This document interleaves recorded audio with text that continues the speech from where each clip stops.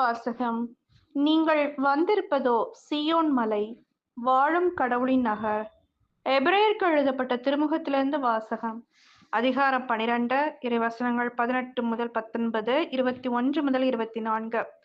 சகோதர சகோதரிகளே, நீங்கள் வந்து சேர்ந்திருப்பது தொட்டு உணரக்கூடிய தீப்பற்றி எரிகின்ற இருள் சூழ்ந்த மந்தாரமான சுழல் காற்று வீசுகின்ற சீனாய் மலை அல்ல. அங்கு எக்காலம் முழங்கிற்று, பேசும் குரலொன்று கேட்டது. அக்குரலை கேட்டவர்கள் அதற்கு மேல் தங்களோடு அது ஒரு வார்த்தை கூட பேச வேண்டாம் என்று கேட்டுக்கொண்டார்கள்.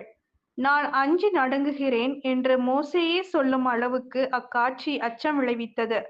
ஆனால் நீங்கள் வந்து சேர்ந்திருக்கும் சீயோன் மலை, வாழும் கடவுளின் நகர், விண்ணக எருசலேம், அதனை பல்லாயிரக்கணக்கான வானதூதர் சூழ்ந்துள்ளனர். விண்ணகத்தில் பெயர் எழுதப்பட்டுள்ள தலைப்பேரானவர்களின் திருச்சபை விழா கூட்டமென அங்கே கூடியுள்ளது. நிறைவு பெற்ற நேர்மையாளர்களோடு சேர்ந்து அனைவருக்கும் நடுவரான கடவுள் முன்னிலையிலும் புதியதோர் உடன்படிக்கையின் இணைப்பாளராகிய இயேசுவின் முன்னிலையிலும் நிற்கிறீர்கள். ஆபேலின் இரத்தத்தை போலன்றி சிறந்த முறையில் குரல் எழுப்பும் இயேசுவின் இரத்தத்தினால் தெளிக்கப்பட்டிருக்கிறீர்கள். இது ஆண்டவரின் அருள்வாக்கு. இறைவா உமக்கு நன்றி. நற்செய்தி வாசகம்.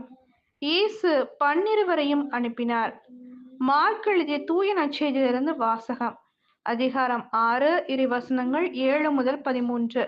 அக்காலத்தில் இயேசு 12 தம்மிடம் வரவழைத்து அவர்களை இருவராக அனுப்ப தொடங்கினார். அவர்களுக்கு தீய ஆவிகள் மீது அதிகாரமும் அளித்தார். மேலும் பயணத்திற்கு கைத்தடி தவிர உணவு, பை, இடைக்கச்சியில் செப்புக்காசு முதலிய வேறு எதையும் நீங்கள் எடுத்துக்கொண்டு போக வேண்டாம். ஆனால் மிதியடி போட்டுக்கொள்ளலாம். அணிந்திருக்கும் அங்கி ஒன்றே போதும் என்று அவர்களுக்கு கட்டளையிட்டார். மேலும் அவர், நீங்கள் எங்கேயாவது ஒரு வீட்டுக்குள் சென்றால் அங்கிருந்து புறப்படும் வரை அவ்வீட்டிலேயே தங்கியிருங்கள். உங்களை எந்த ஊராவது ஏற்றுக்கொள்ளாமலோ உங்களுக்கு செவி சாய்க்காமலோ போனால் அங்கிருந்து வெளியேறும் பொழுது உங்கள் கால்களில் படிந்துள்ள தூசியை உதறிவிடுங்கள். இதுவே அவர்களுக்கு எதிரான சான்றாகும் என்று அவர்களுக்கு கூறினார். அப்படியே அவர்கள் புறப்பட்டு சென்று மக்கள் மனம் மாற வேண்டும் என்று பறைசாற்றினார்கள். பல பேய்களை ஓட்டினார்கள்.